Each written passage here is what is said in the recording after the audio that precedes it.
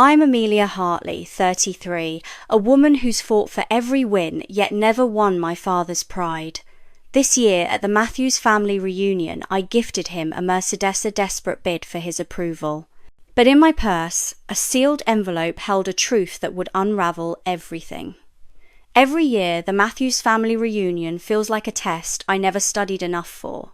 But this year felt different. I bought him a brand new Mercedes S-Class, a peace offering, a symbol of my success. And maybe a desperate attempt to finally hear him say he was proud of me, but tucked inside my purse was something far more powerful than any luxury gift. A sealed envelope. One that would finally explain a lifetime of rejection and redefine everything I thought I knew about myself. By the end of that night, I would understand why my father never loved me. Before I go any further, take a second. Let me know where you're watching from. And if you've ever had to stand your ground against someone who refused to see your worth, tap that like button and subscribe. Because maybe, just maybe, my story will give you the courage you've been waiting for. I grew up in a polished, wealthy suburb just outside Boston. On the outside, we looked like the perfect family. But behind closed doors, we were anything but. My father, Richard Matthews, built his real estate empire from modest beginnings into a corporate giant. He prized success, power, and perception. To him, status wasn't just importante, it was everything. Love, connection, those things came second, if they came at all. He never came to school plays, never helped with homework, but he always had time to remind me that a B+ was unacceptable, that not being captain of the team meant I was falling behind. And second place? According to him, that was just the first loser. My mother, Caroline, was the opposite. Sweet, affectionate. At least when he wasn't around. But whenever he entered the room, she shrank. Her voice softened. Her opinions disappeared. She became someone else entirely. I didn't understand that dynamic as a child. The way she'd glance at him before answering a simple question. The fear behind her eyes. I only understood later, with distance. I have 2 siblings. James, my older brother by 3 years, was the golden boy. Football star. Honor roll. Dated all the right girls from all the right families. Went to Dad's alma mater and joined the family business. It was like he had the family playbook and I didn't. Then there's Sophia, my younger sister. She was 2 years behind me, and somehow she always knew how to stay afloat in our father's world. Not overly ambitious like James, but clever, charismatic, and natural at reading the room. She knew when to speak and when to disappear. She became the family peacemaker, the one who could make Dad laugh when no one else could, the one who slipped into my room after Dad tore into me, whispering, "It's not as bad as it seems." But for me, it was always bad. Nothing I did was enough.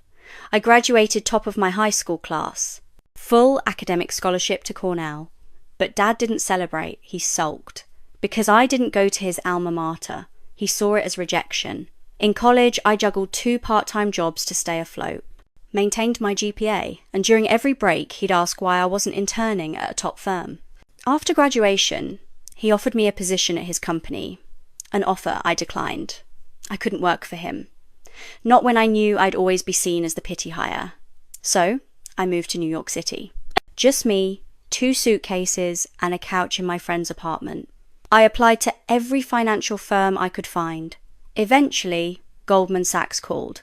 I landed a junior position. And Dad? He said, "Let's see if you last a month." I lasted 8 years, climbed the ladder, no family connections, no shortcuts. Just work, just grit, just a hunger to prove him wrong. Last month, I was promoted to senior investment strategist, the youngest in the firm's history. The salary bump was huge. I bought my dream apartment in Manhattan, and I had enough left over to do something I thought would change everything. I bought Dad a car. Not just any car, a Mercedes S-Class. The one he had once admired at a country club friend's house. It cost nearly a year's salary, but I told myself this would be the moment. This would be the thing. This would make him finally see me, finally be proud. Looking back now, I realise how deeply I'd confused validation with love. I wasn't just giving him a car. I was trying to buy the one thing he'd never given me: unconditional affection. The Matthews reunion always lands on the last weekend of June, just after Father's Day, which makes it the perfect moment for Dad's annual celebration as family patriarch. This year, I was going to make my mark. I spent weekends shopping for the perfect outfit. Not too flashy, not too boring. The balance between success and subtlety. The contradiction he always expected from women. I chose a navy blue tailored dress, gold jewellery, designer heels. I was dressing for war, a war I never signed up for. As I packed for the trip, old reunions played through my mind like reruns of a show I couldn't escape. At 16, I won a state math competition. He asked why I didn't focus on debate instead. Anyone can be good at math, he said. At my college graduation's summa cum laude, called finance an unstable career. When I got my first bonus, finance is just gambling in a suit. Every win felt like a loss the moment it reached his ears. But this year had a twist, one that started 3 months ago. On a whim, I did one of those genetic ancestry kits. Just curious about my heritage. What I found changed everything. The DNA markers didn't match, not with Richard Matthews. I was shocked. I didn't believe it. So I dug deeper. During a visit home, I swiped a few hairs from Dad's brush, sent them for testing. The results were in that envelope now, sitting quietly in my purse. They were conclusive. I was not his biological daughter. Suddenly everything made sense. The distance, the coldness, the way I never quite fit, the differences no one spoke about. The way his affection always seemed rationed. I suspected he knew. Maybe he'd always known. Maybe that's why he treated me the way he did. The day before the reunion, I drove to their house with the car. I'd arranged for delivery nearby and picked it up myself. I timed it perfectly. Afternoon. Mom would be out at her garden club. I wanted it to be private. Dad opened the door, looking annoyed, always in control, even on a Saturday. "Eliza, you're early. The reunion's tomorrow," he said, glancing at his watch. "I know, Dad. I brought your Father's Day gift a little early," I said, trying to hide the tremble in my voice. I handed him a small box. Inside was the Mercedes key fob. He opened it with a blank expression, but I saw his eyebrows twitch as he recognized the logo. "Is this some kind of joke?" he asked. I guided him to the window. The car sat gleaming in the driveway. His eyes widened, then settled back into cool analysis. "This is excessive," he said. "What are you trying to prove?" "Nothing," I lied. "I got promoted, just wanted to do something special." He walked around the car like it was a property he might flip, asked about financing, insurance, pointed out that the steering felt loose, which it didn't. Then he parked it in the garage, out of sight. His thank you was barely audible, quickly followed by, "You must be doing pretty well if you're wasting money like this." That night, I called my best friend Taylor from the hotel. I could barely get the words out through my tears. "Forget him," Taylor snapped. "Take the car back. He doesn't deserve it." I couldn't. I still hoped tomorrow would be different, that maybe, in front of everyone, he'd say something kind. "Just promise me you won't show him the DNA results," Taylor said before we hung up. "Not unless you're ready for a war you can't undo." I promised, but I kept the envelope close, like a secret weapon I didn't want to use, but couldn't throw away. The next day, the sun rose bright and warm over the perfect New England lawn, the smell of barbecue, the hum of laughter, but beneath the smiles, my father's silence still lingered like a storm cloud. And inside my purse, the truth waited, waiting to shatter the perfect lie we'd all been living. I took the long way to my parents' estate, not for the scenery, but for the silence. The time to rehearse answers to questions I already knew were coming. Questions dressed as concern but laced with quiet judgment. About my personal life, my career, the glaring absence of a husband or children, at the practically prehistoric age of 32. My fingers gripped the steering wheel tighter as I turned onto the familiar Maple Line Drive, already half full with sleek, expensive cars, the kind that whispered wealth, belonging to extended family and my father's business partners, people who never missed an invitation, no matter how intimate the gathering was meant to be. I spotted the silver Mercedes I'd gifted him, parked front and center like a showroom display, no longer tucked in the garage where it had been just yesterday, positioned perfectly so every arriving guest could see it. He wanted them to know. I smoothed the front of my dress, checked my reflection in the rearview mirror, then stepped out, channeling the practiced confidence I'd honed in boardrooms filled with men who thought I didn't belong. Mother opened the door, her face lit with genuine warmth as she pulled me into an embrace. "You look beautiful, darling," she whispered, then added, as always, "Your father's in the back garden with the Peterson group," like she was reporting on the weather. Inside, the grand foyer was buzzing. A mixture of relatives and familiar strangers, me father's curated collection of connections, folded neatly into the Matthews family brand. Aunt Linda materialized almost instantly, all air kisses and intrusive questions about my love life. Uncle George followed with a hearty handshake and his usual booming proclamation, "There's our Wall Street wizard." I winced internally. My father hated that nickname, hated anything that hinted at pride in my accomplishments. The room swirled with cousins, second cousins, and social performances, so rehearsed it could have been theatre. Matthews Family Theatre. My father's entrance was, as always, perfectly timed.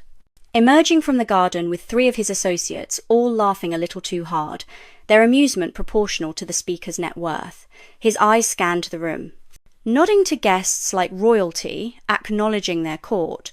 When he saw me, there was a flicker of recognition, then a brief tightening of his lips. He gave me the same nod he reserved for distant relatives, and turned to Mother, whispering something in her ear. No greeting, not even a smile, just the usual chill. Even after I'd gifted him a car worth more than most people make in a year, I turned away, pretended I hadn't noticed, engaged in polite conversation with my cousin Rachel about her medical residency. But inside that familiar sting burned. Mother reappeared at my side, her touch gentle.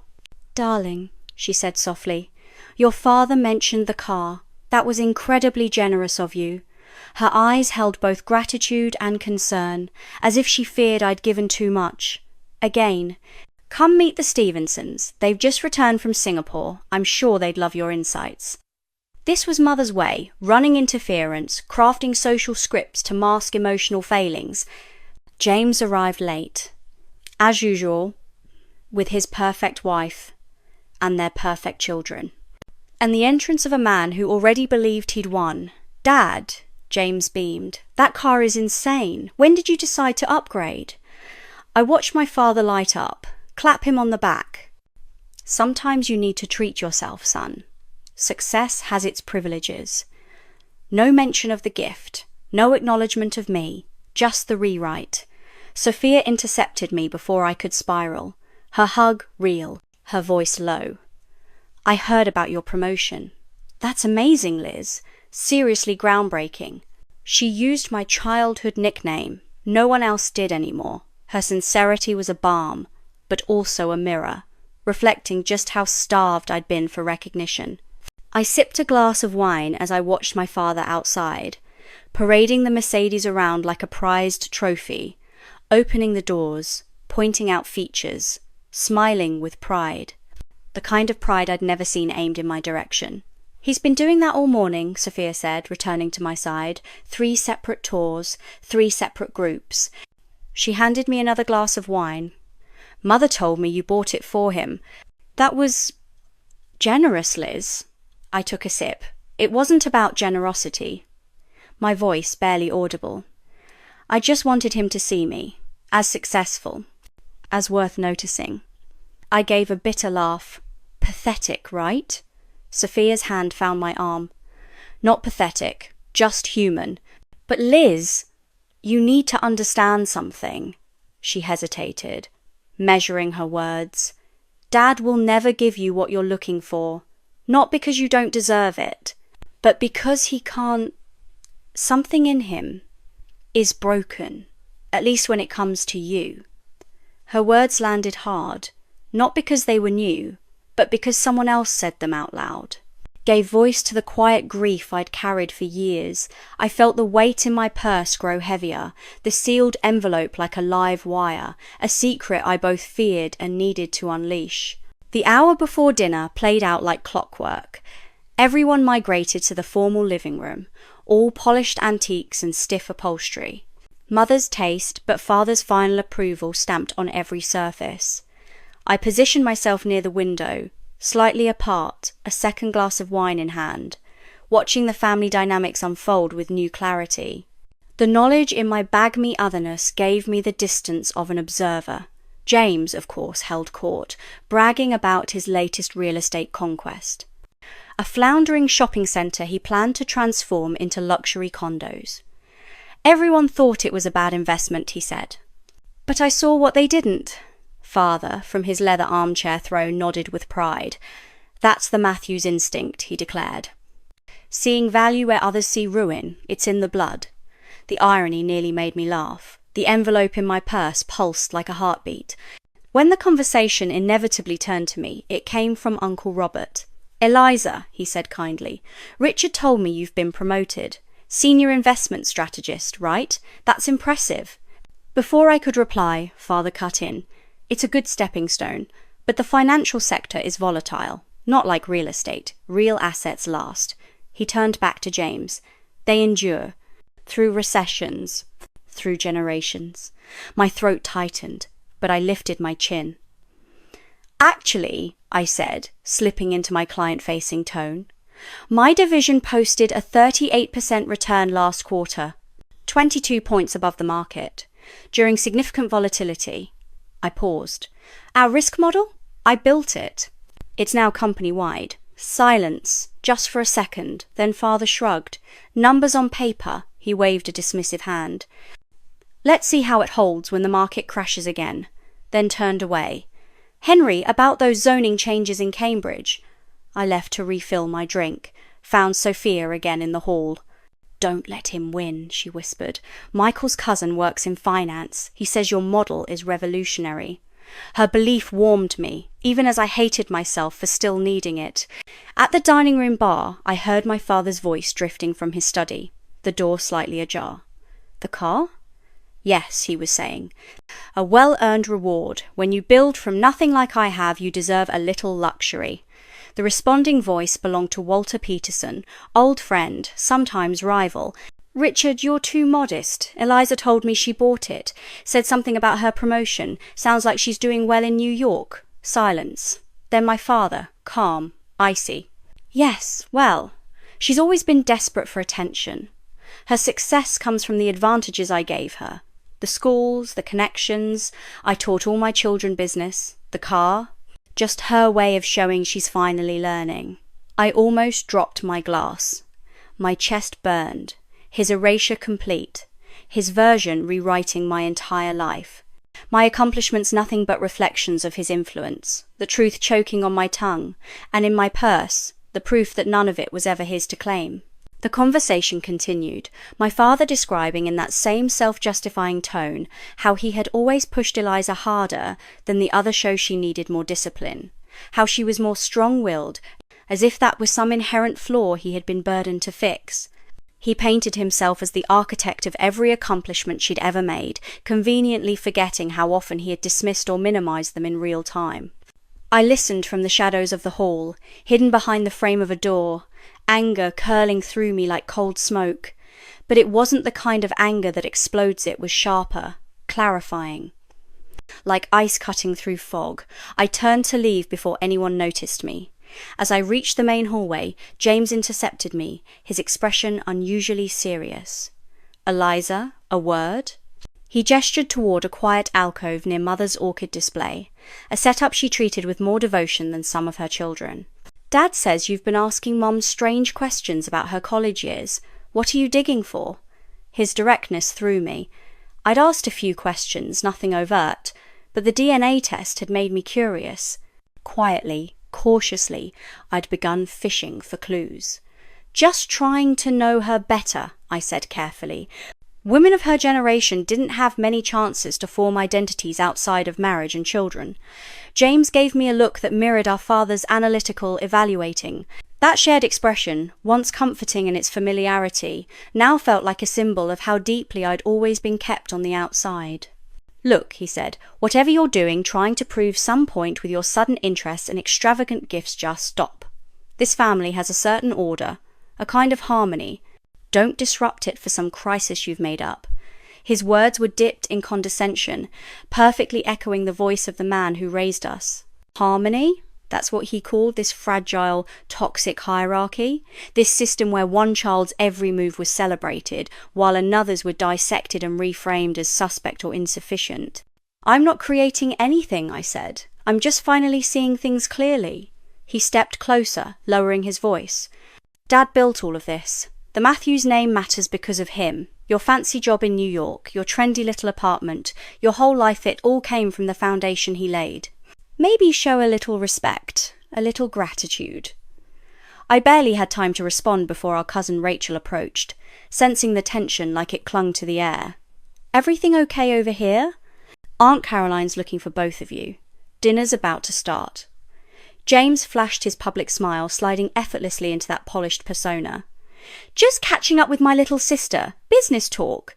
"Nothing important." As he left, Rachel touched my arm softly. "You know, my mum always says your father plays favourites like it's an Olympic event." Then more quietly, "For what it's worth, I think everything you've achieved in your own is incredible." Her words nearly shattered the mask I wore. For so long I had doubted myself, convinced the imbalance was my fault, that I was imagining it. To hear someone else name I acknowledge it was both affirming and devastating. The dinner bell chimed. Mother's signal. Time to take our places in the performance.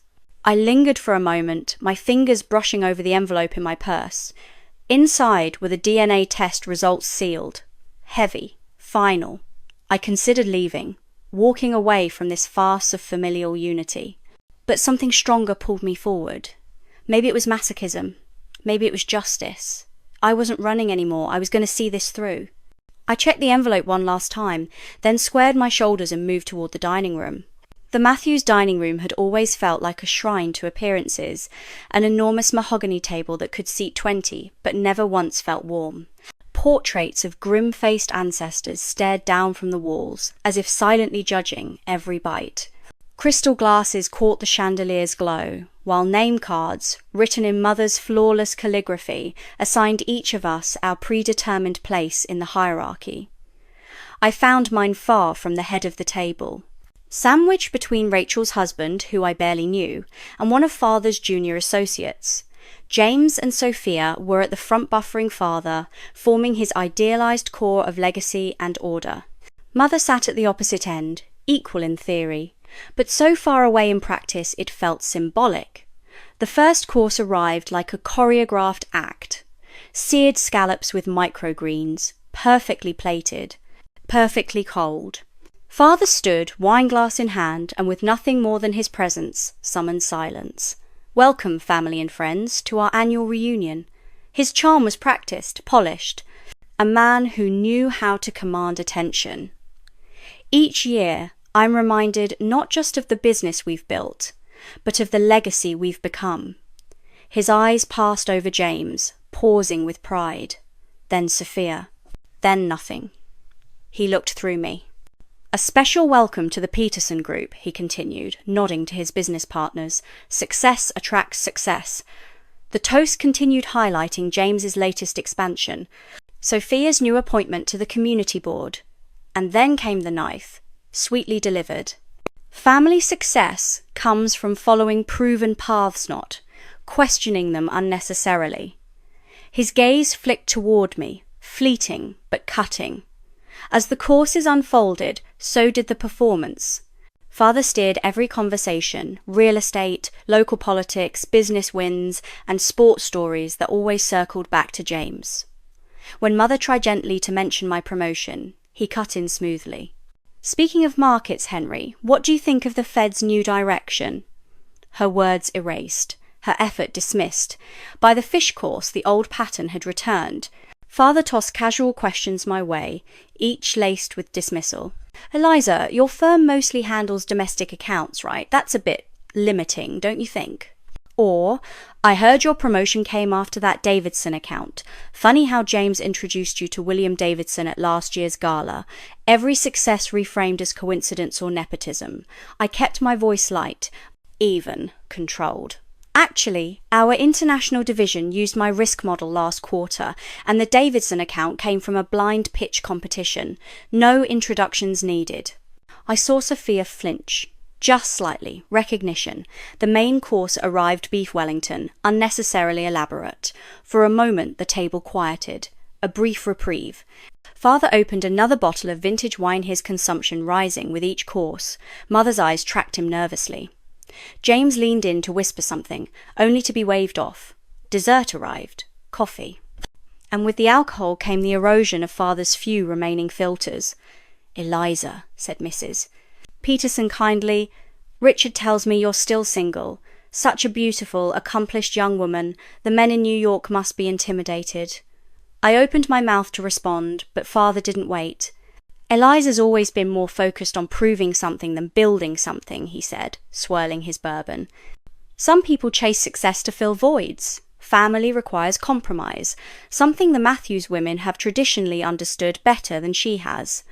The cruelty of it was practiced. Casual. Effective." Mother inhaled sharply. "Richard," she began, but he rolled on. Maybe if Eliza had shown more interest in the men I introduced over the years, rather than dismissing them as boring, she wouldn't be facing her 30s alone. He smiled, a martyr to his own disappointment. Every word calculated, a performance of paternal concern masking public humiliation. I felt it, the old pressure behind my eyes. The childhood ache to run, but I didn't. I reached for my water. My hand was steady. I had never felt more certain of anything. The truth was in my purse. And soon, the performance would end. "I appreciate your concern for my personal fulfillment, Father." I replied with measured calm, drawing on every negotiation strategy I had ever mastered. "Because, as you've always insisted, Matthew's value lies in results, and my results speak for themselves." A silence, tense and heavy, settled over the table like a thick fog. Relatives who had witnessed similar verbal duels over the years pretended to study their dessert plates with sudden fascination, while your business associates shifted in their seats, now intently examining the ceiling moldings as if they held the secrets to success. Each heartbeat made my chest tighter. A lifetime of moments like this culminated into a singular awareness. This wasn't just awkward family tradition. It was a ritual and ongoing public diminishment of my identity, neatly camouflaged as concern. Carefully wrapped insults served cold as character critiques. The envelope in my purse felt hot against my side, thrumming with the energy of truth I'd promised not to unleash, but the moment was building like thunder behind glass. I watched as plates were cleared. Coffee was poured, brandy appeared in delicate glasses to mark the meal's conclusion, and then, predictably, you shifted back in your chair just slightly, but we all recognized the cue. Silence fell in a wave. Conversations cut short. Silverware stilled. Eyes lifted. All attention turned to you, the patriarch, preparing for his grand performance. You stood slowly, brandy in hand, assuming that familiar mask of benevolent authority that you wore like a ceremonial robe. "Before we disperse to the garden for our annual family photograph," you began, voice steeped in the resonance of a man long used to being obeyed, "I'd like to express my pride in what the Matthews family continues to build together." You gestured broadly, your sweeping hand briefly baptizing business associates as honorary kin. "A family," you declared, "is much like a business. It demands vision, leadership, and individuals who understand their roles in creating a legacy." You scanned the table with that trademark glanced sign to mimic connection while touching no one. "As I look around this table," you continued, "I'm reminded how fortunate I am to have children who contribute meaningfully to the Matthews legacy." Your eyes landed on James. You lifted your glass. "James, your business instincts continue to impress not just me, but Boston's entire development community. The Riverside Project is the kind of bold, forward-thinking initiative that sets Matthews Ventures apart." You've not only absorbed my teachings, you've enhanced them. James nodded modestly, though his satisfaction was palpable. Then you turned towards Sophia. Your voice softened, radiating warmth.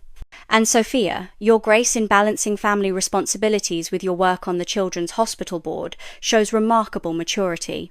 Your commitment has brought real prestige to the Matthews name. Sophia offered a tight but genuine smile. She always preferred to support others from the wings, not stand beneath the spotlight herself. I braced, heart pounding. I knew what was coming next. The calculated omission, the well-practiced technique of using silence as condemnation, of praising everyone else just enough to make the absence of my name echo louder than any insult. But what came next shattered even that expectation. Your eyes locked onto mine, cold, measured. You narrowed them ever so slightly, your tell, the subtle shift before you launched an assault cloaked in reason. As I reflect on my children's accomplishments, you said, tone feigning thoughtfulness, I'm reminded that success is a complicated thing. You paused, took a deliberate sip, let the suspense bloom. I'm proud of all my children, you said, glass raised, and for a moment, just one fragile moment, I felt a ridiculous flicker of hope. Then you delivered the blow, except for the loser sitting at this table. The air snapped from the room. Conversations froze mid-breath. A few guests offered hesitant laughs, unsure whether they were witnessing humour or humiliation. But I knew. Oh, I knew. This wasn't new, this was just the most direct version yet. My face flushed, then drained cold. Every set of eyes swung toward me, some full of pity. Others, curiosity. A few glistening with second-hand shame. You carried on as if you'd made a joke about the weather. Some people, you said, measure success in titles and salaries, shiny accomplishments that impress on paper but lack substance.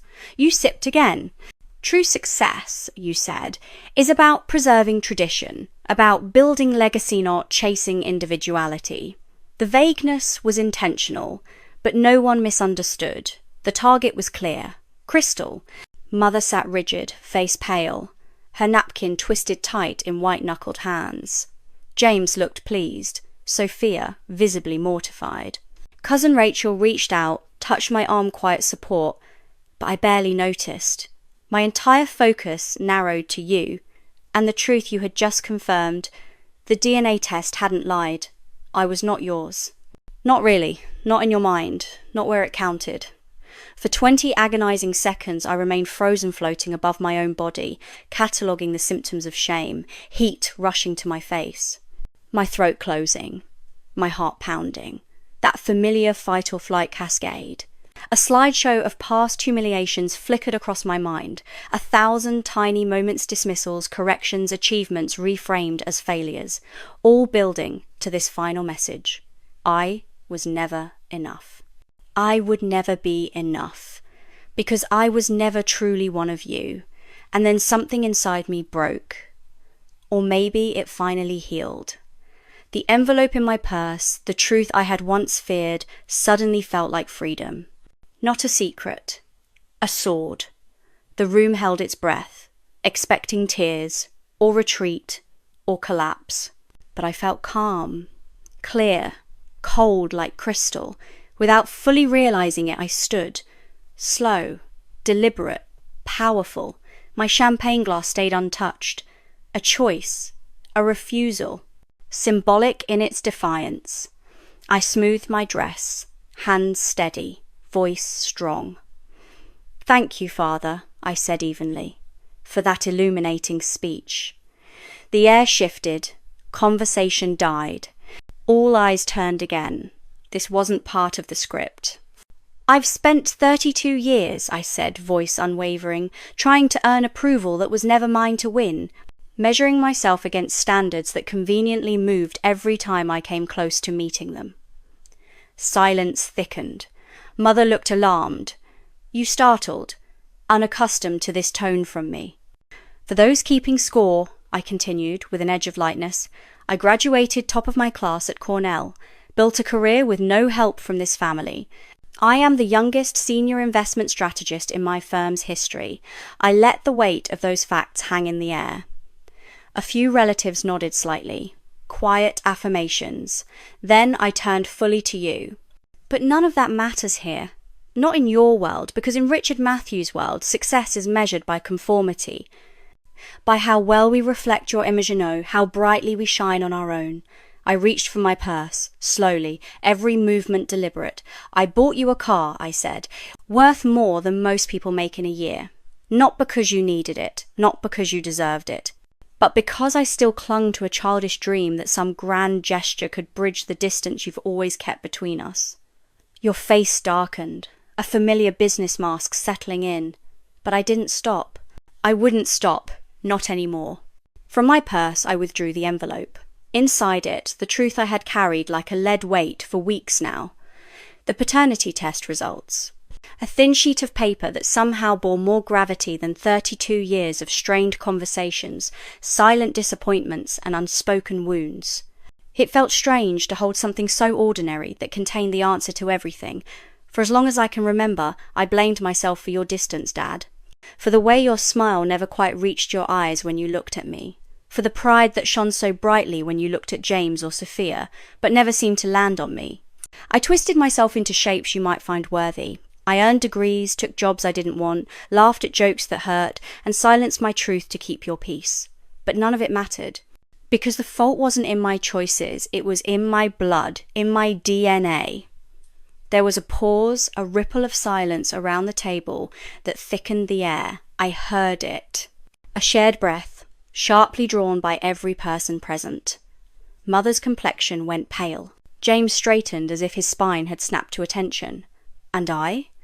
I placed the envelope at the centre of the table. Precisely! Deliberately! The moment called for clarity, not theatrics. For you, Dad. Happy Father's Day, I said softly. The words spoken without volume, but soaked in the irony they deserved. I didn't wait. I stood, turned, and walked away from the dining room, my pace calm, my back straight.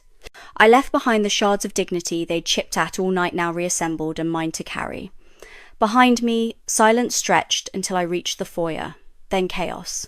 Voices rising in overlapping disbelief, colliding questions and accusations, turning into noise so tangled it became unintelligible. I didn't look back. Outside, the evening air kissed my cheeks, still warm from embarrassment and adrenaline. The path to the driveway glowed faintly beneath decorative lanterns. Pools of light flickering over carefully trimmed hedges. Father's prized Mercedes sat like a trophy, parked at an angle for maximum effect, its sleek black frame gleaming under the soft wash of porch lights. A symbol of everything he valued, of image, of control, of status. And for me it became the perfect metaphor, not a decision, but a compulsion. My hand reached instinctively into my purse, brushing past my lipstick and wallet until it found the spare key fob. A soft chirp acknowledged my choice, so cheerfully out of place that it nearly made me laugh. I slid into the driver's seat. The leather still smelled new. A trace of his cologne lingered, faintly sandalwood and power, a scent that would soon be mine to erase. Through the windshield I saw them, shapes moving in the dining room, gesturing. Faces pressed to glass, a family unravelling. I pressed the ignition. The engine purred to life, a sound as smooth and luxurious as everything he'd withheld. As if nothing had happened, as if my world hadn't just split clean in half, as if this were just another drive. But it wasn't. This was the beginning of something else.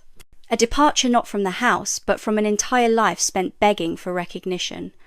As I backed out of the driveway, the front door slammed open. Father's figure appeared in the frame, haloed in light. The envelope crumpled in one hand, the pages open, his mouth moved. Maybe he said my name, maybe he yelled. But the sound was swallowed by the engine's quiet growl. The symmetry was poetic. The car he'd paraded as a token of success was now leaving his driveway in my hands just as he had tried to write me out of the story for years, his erasure now perfectly mirrored. My departure had meaning. It was reclamation, of self, of worth, of voice, no longer begging for gratitude that never came, no longer shrinking to make space for others to shine. In the rearview mirror, the estate shrank. Its grandeur dimmed by distance. The physical gap between us finally matched the emotional canyon I'd crossed alone. A weight lifted, Not happiness, not quite, but something more liberating. Something deeper, the first real breath of freedom. Free from the orbit of his expectations. Free from the role I was never meant to play. The car responded as if it understood. Every turn I took carved space between who I'd been and who I might become. By the time I reached the highway entrance, the first call lit up the dashboard. Sophia, then James, then mother, then cousins. Message after message. An electronic avalanche of questions and demands. I silenced the phone. I didn't power it down. Not yet. Some part of me needed to see the aftermath, to bear witness to the detonation I had caused. I drove toward Boston, not New York. Not back to the life I'd known, but toward one I would now claim, one I would create. A few miles later, I glanced in the mirror. Father was in the road behind me, his silhouette wild with rage or despair. I couldn't tell. His arms lifted, his face twisted, no longer the man who had engineered the image of our family, but something raw and human, something I had never seen in him before. The scream didn't need sound. I felt it in my bones, and I didn't stop. That image would stay with me, etched in memory, a man confronted by truth too long buried, by consequences decades in the making. When I arrived at the hotel in downtown Boston, I checked in under my own name, not hiding, not running, just finally arriving. The phone showed 17 missed calls, 29 text messages, each one a thread unraveling the fabric of what had once been our family. I placed the key on the desk, kicked off my heels, and sat at the edge of the bed. My fingers trembled slightly as I opened Sophia's texts. What just happened? What was in that envelope? Liz, please, everyone's freaking out. Then, Dad is saying insane things. Mom locked herself in her room. James is threatening legal action about the car. The messages shifted from curiosity to chaos. Mother's voice messages started polite. Eliza, please call when you get a chance. But by message 5, her composure crumbled. The tests can't be right. There must be some mistake. Please come back. We need to talk as a family. James sent 2 messages, both legal threats. Return Dad's property or face consequences. Retract your disgusting accusations or we will pursue legal options. I almost laughed. The irony was sharp. Sophia's voice came next. I picked up. I needed to hear at least one voice that might carry understanding. Liz, she whispered. Are you okay? I answered carefully. I'm safe. It's a meltdown here, she breathed. Dad opened the envelope in front of everyone, read it, then started screaming for Mom. She saw it, went white, and locked herself in their room. Guests left in a hurry. James is talking about injunctions. Dad's on the phone. It's madness. And Mom? I asked. She won't talk to anyone, not even James. Then her voice softened. Liz, is it true? I let the silence stretch, then said what I had only whispered to myself until now. Yes, it's true. The test confirmed it. Richard Matthews is not my biological father. And in that moment the truth no longer felt heavy. It felt clean. It felt like something that would grow into strength. I was no longer a question mark in someone else's narrative. I was the author now. And the story was just beginning. Did you ever wonder what it means when everything you thought was true begins to unravel? When the person you believed shaped your life turns out to have done so not with love but with resentment?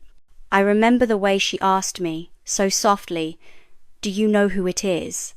And in that moment, the weight of what I was about to reveal to Sophia pressed against my chest.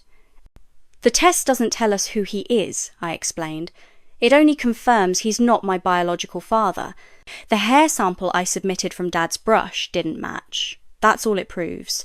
Saying the technical details aloud made it easier than facing the tidal wave of emotional consequences.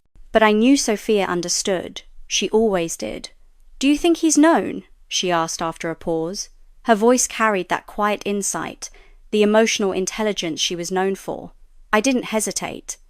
His whole life with me, I said, and hearing my own certainty out loud made it real in a way that pierced me. It explains everything, Sophia. Every cutting remark, every comparison to James, every impossible standard I could never meet. I wasn't being shaped, I was being punished. For something I never chose, for simply existing. We didn't need to list the moments, there were too many. Her silence told me she understood. Then suddenly she whispered, "I have to go. James is coming upstairs. Please just text me when you're safe. And Liz, this doesn't change anything between us. I love you just the same." Her words cracked something in me. The affirmation I hadn't even known I was starving for. After she hung up, I moved to the hotel window. The Boston Harbor glittered below, lights scattered across black water like tiny lifelines. The view was familiar, but now it felt strange, like my own reflection. Because out there, somewhere in this city, was the man who raised me with cold indifference. And maybe, also, the man whose DNA ran through my veins. The symmetry was haunting. One man present, but emotionally absent. The other a stranger, but biologically connected. And for the first time in my life, things made sense. The hollow feeling, the constant misalignment. As midnight approached, a message arrived. Mother, her private number, rarely used. "I never meant for you to find out this way. It wasn't an affair. There was someone before your father. In college, when I found out I was pregnant, your father offered to marry me. He gave you his name. He really did try to love you as his own. But some men can't separate biology from love. I failed you both by hiding the truth. Can we meet tomorrow? Just us. There's so much you deserve to know." I stared at the words, not surprised, but still shaken. The message painted both my parents in new, painful shades. My father a man unable to overcome his own limitations. My mother a woman trapped by her choices, by a different time, by a fear that truth would destroy everything. I didn't reply. I couldn't. Not yet. My body, my mind exhausted. I placed the phone on the nightstand and let myself shut down.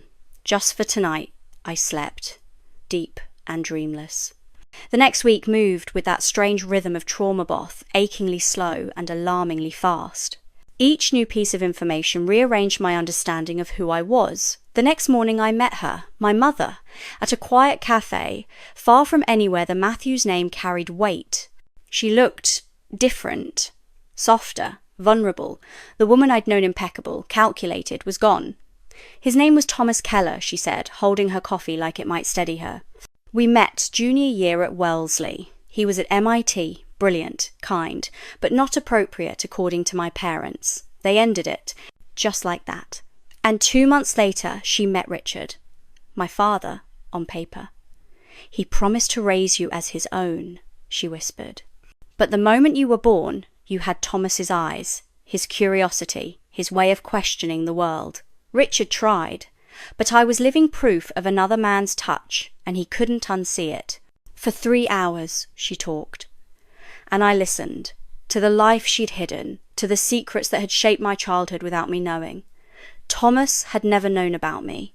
He'd built a life in California, a company, a family, 3 children, me, half siblings. Mother followed his life from a distance, but she never reached out. She'd promised Richard the past would stay buried, that I would be a Matthews, even if only in name. Then came the hardest question, the one I'd carried for decades. "Why didn't you protect me?" I asked. "Why did you let him treat me that way? You saw it." Her eyes filled, no defences left. "I failed you," she said. "I thought you were strong, that you were building your own life. I didn't know how much you still needed his love. There was no tidy ending, just truth, and the beginning of something new." The next day, another shift. An email from Thomas Keller, my biological father. He'd received my message. His response kind, careful, stunned, but open. "I see you work in finance," he wrote. "I'll be in Manhattan next month. Perhaps coffee?" That small recognition my career, my identity meant more than I could express. No qualifications, no comparisons, just respect. While my personal world spun, work remained solid. My boss called midweek. Client presentation. "They requested you by name, Eliza. Your reputation is growing." For the first time, I felt my own value, not Matthew's value, mine. Richard's first contact came 6 days later through an attorney, a cold letter, demanding return of the Mercedes, threatening legal action over defamatory statements. The contrast between him and Thomas said everything. Character, not DNA, defines fatherhood. I sent the car back. Along with a reminder, facts aren't defamation. James never reached out. Of course he didn't. His loyalty had roots I could never share. But Sophia she called every day. Honest, real conversations we should have had years ago. He made us compete, she said one night. I saw how it hurt you. I should have stood up for you. Her words healed wounds I didn't realize were still open. 6 months later, life looked different. Therapy helped me separate achievement from desperation, helped me see which parts of my drive came from fear and which came from genuine passion. My relationship with my mother changed too. The mask of perfection finally gone. We had hard conversations, but they were real. I met Thomas in a small restaurant near Central Park, seeing my own gestures reflected in his felt surreal. You have your mother's mind, he said, but the spark, when you talk about market patterns, that's all me. We didn't try to force closeness. We just talked, discovered each other, slowly, gently, and then came Thanksgiving. I went to Sophia's house, not the estate. Richard refused to come when he learned I'd be there. But this time, his absence didn't hurt. It made sense. He can't change, Sophia said as we made dessert. His whole identity is built on certainties, and you challenge them. No bitterness, just truth. After dinner, Mom called, her voice stronger than I'd ever heard. I'm proud of you, she said. Not for your job or your success, for who you are. I should have told you that every day. And those words simple, unconditional healed what Richard never could. That night, I understood something bigger than any test result. Family isn't blood. It's truth. It's who shows up when it matters, who sees you and chooses you. Not for performance, but for who you really are. I sold the luxury car, the one I'd bought to impress a man who could never love me. I invested that money in my future, in myself. And more importantly, I reclaimed all the energy I used to spend trying to earn love. I redirected it into real relationships, into meaningful work, into a life built on truth, not approval. The journey wasn't neat or fast, but it was healing. And maybe the biggest sign of growth came on the quiet mornings, when I woke up without questioning if I was enough. When I felt proud of my work, not because someone praised it, but because I loved doing it. When I looked in the mirror and saw not a daughter seeking permission to exist, but a woman finally truly free. Have you ever had to redefine what family means? Maybe you've built your own. Maybe you've walked away from those who couldn't see your worth. I'd love to hear your story in the comments below. If my journey resonated with you, please like, subscribe, and share with someone who needs this reminder. Your value isn't defined by anyone else. And sometimes taking back your power begins by walking away from those who never deserved it in the first place.